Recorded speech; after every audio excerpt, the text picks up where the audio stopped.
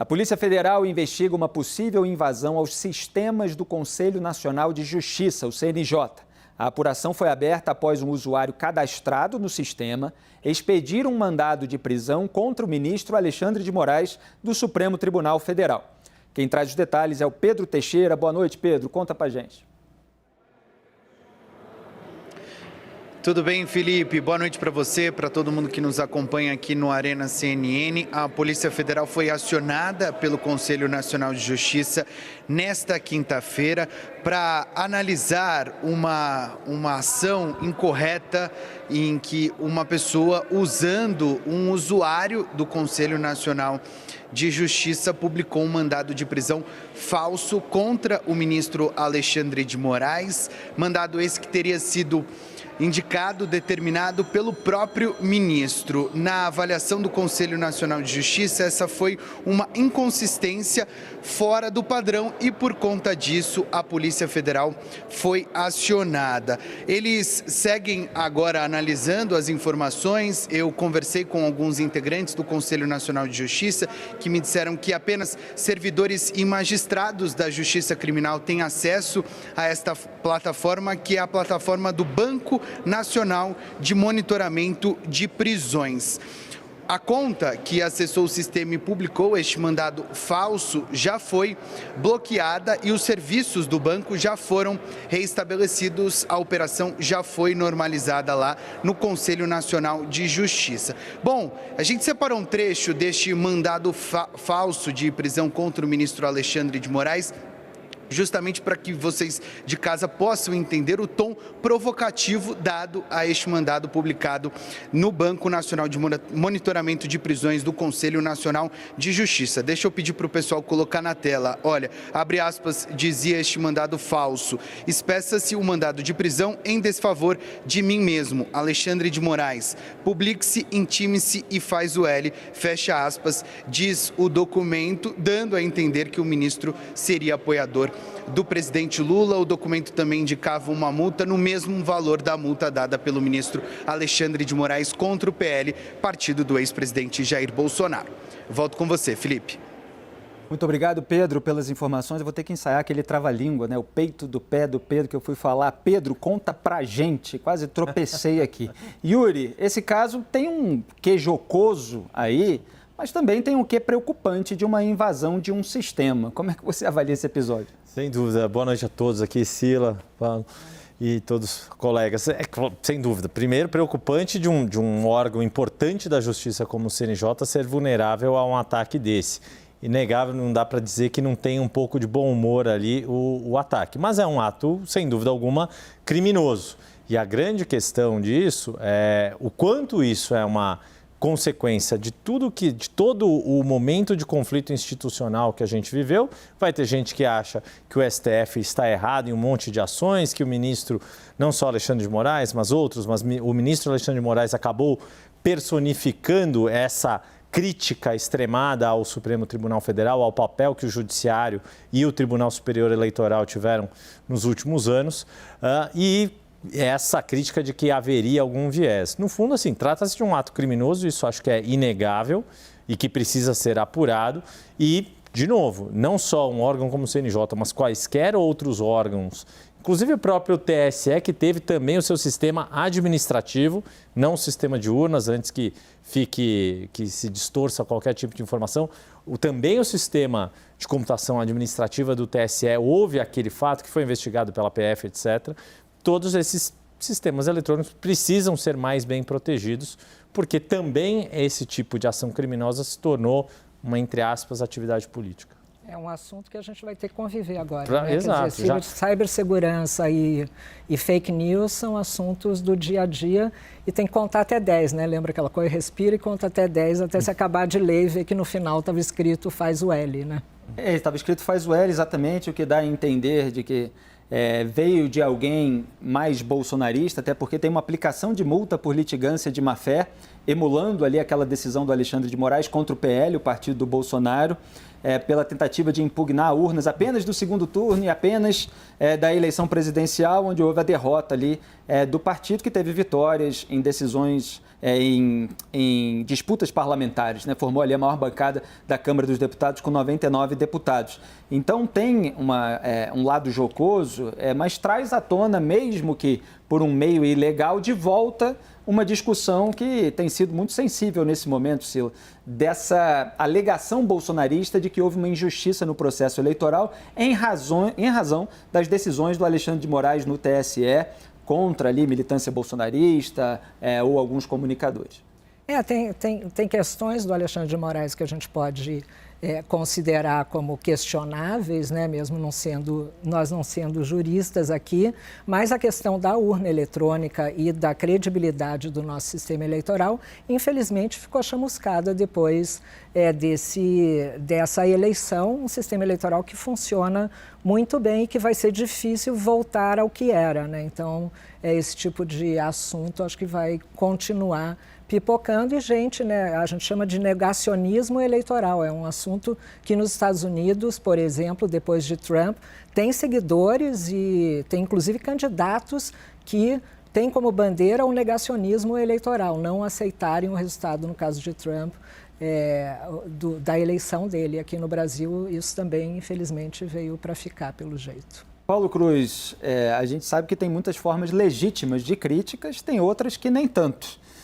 Essa aí, você invadir um sistema de um Conselho Nacional de Justiça para fazer uma peça emulando uma decisão contra o próprio ministro, é uma forma legítima de atuação no debate público? Mas é óbvio que não, né?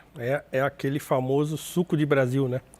Que a gente vai agora ver isso se reproduzir e vejam, uma invasão hacker é um órgão de justiça, então a coisa é sofisticada de certo modo, né? Então, quer dizer, até onde essas pessoas estão dispostas a ir? Por isso que eu não vejo com bons olhos o futuro, porque assim, meu Deus do céu, a gente não consegue se livrar de um problema simples, né?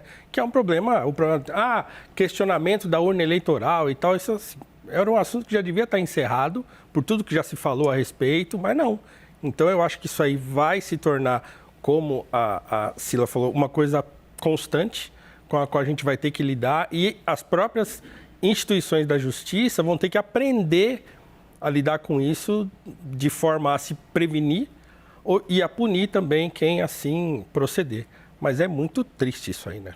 Obrigado, Paulo. Hélio Beltrão, pela nota divulgada pelo CNJ, o Conselho Nacional de Justiça, se alegou que houve o uso indevido de uma credencial para se entrar no sistema. Pode ter sido alguém que pegou uma credencial de outra pessoa para ter colocado lá essa peça. Isso mostra que o sistema é vulnerável e que deve haver responsabilização a despeito do debate e, claro, sua avaliação sobre esse debate constante aqui. Boa noite, Felipe e todos. Felipe, a primeira coisa o uso indevido, ele pode ser interno ou externo. Ele pode ser indevido pelo titular daquela conta, ele pode ser indevido por uma outra pessoa usando a conta de um colega, ou ele pode ser externo, ou seja, um hacker realmente externo, agindo de forma independente, que entrou no sistema. Eu acho que a primeira coisa a verificar é o que de fato aconteceu, qual dessas hipóteses que aconteceu. Então, certamente, eles já sabem qual é a conta e qual o titular daquela conta que foi usada. E devem estar questionando a pessoa se foi ela ou se ela disponibilizou essa conta para outra pessoa, a senha e tal. Então, essa é a primeira coisa. Porque, na primeira hipótese, não configura a fragilidade necessária do sistema. Passa a ser uma questão de, talvez, erro humano, alguém que disponibilizou a senha ou outro que fez alguma bobagem interna. Se é um hacker externo, aí sim, como o Yuri falou, é preocupante, né? Um órgão importantíssimo que expede mandados de prisão, etc., que foi violado. Então, eu acho que a primeira coisa é entender melhor o que aconteceu e ter certeza que os sistemas do governo, de Estado, estejam protegidos. Obrigado, Hélio. Felipe, bem-vindo novamente aqui ao nosso Arena. E você vê esse episódio como uma amostra de que o bolsonarismo está ultrapassando limites? Boa tarde, Felipe. Boa tarde a todos. Eu não consigo ver a forma jocosa, eu só consigo ver a forma grave dessa de ultrapassar os limites, como que você menciona. Repare, aqui na UF a gente faz um estudo acompanhando grupos bolsonaristas e grupos de controle, que são aqueles que têm bolsonaristas e não bolsonaristas. E a gente tenta identificar como que as fake news são gestadas. Nesse caso aí tem o Faz o L e que no final deixa claro que é uma notícia falsa, mas na maioria das vezes isso serve de forma grave para fomentar fake news e fomentar pessoas que estão nas ruas cantando indo para pneus, Felipe. Gente que está no paralama de caminhão há dias, há meses, há 2 meses viajando pelo país num paralama de caminhão.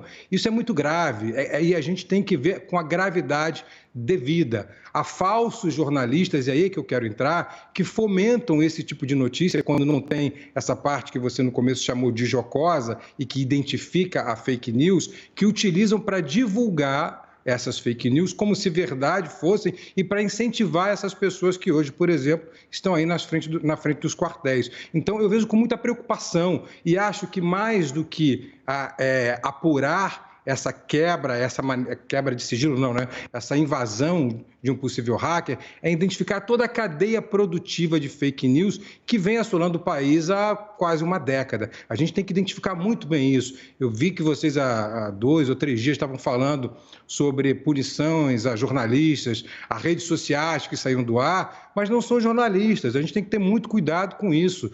Há falsos jornalistas difundindo essas notícias como se fossem verdades e eles acabam estimulando essas pessoas que estão nas ruas. Não são jornalistas, tem que ter muito cuidado quando a gente até coloca uma tarja dizendo jornalista fulano de tal teve a sua conta encerrada no Twitter. Não são jornalistas, são youtubers, são terroristas que fomentam a violência, que fomentam a desinformação. Eu já dei nomes aos bois aqui muitas vezes, posso falar, gente como Paulo Figueiredo e outras pessoas que se dizem jornalistas, só fomentam a desinformação. E a gente tem que combater isso na raiz. Quem nasceu para Paulo Figueiredo jamais será Daniela Lima. E a gente tem que, o tempo inteiro, lembrar isso à nossa população. Obrigado, Felipe Pena. Só lembrando aqui que jocoso é aquilo que provoca o riso. Muita gente nas redes sociais, claro que mais associada ao bolsonarismo, estava rindo dessa peça. Logicamente, ela não me causou riso, nem ao meu xará, Felipe Neto, que está dizendo justamente isso. Yuri, quem prega golpe militar, quem prega guerra civil, pode ser considerado jornalista? Acho que não, né? Porque, vamos combinar, né? Em ditadura você não tem jornalismo que mereça o nome de jornalismo. Você citou o quê? Guerra civil, você falou, né? Nesse estado de belicoso a esse ponto de violência, quantos jornalistas, por obrigação de ofício, cobrem e são vítimas desse tipo de estado belicoso? Acho que há uma enorme diferença entre o embate político, a crítica, o embate democrático e rompimento de funcionamento institucional. Obrigado, Yuri. A gente faz uma... Eu acho que o Felipe até se referiu à guerra civil porque o Paulo Figueiredo, que eu mencionei, defendeu literalmente com essas palavras, viu, Yuri? Ele defendeu a guerra civil no país. Acho que foi por isso que o meu xará mencionou esse termo.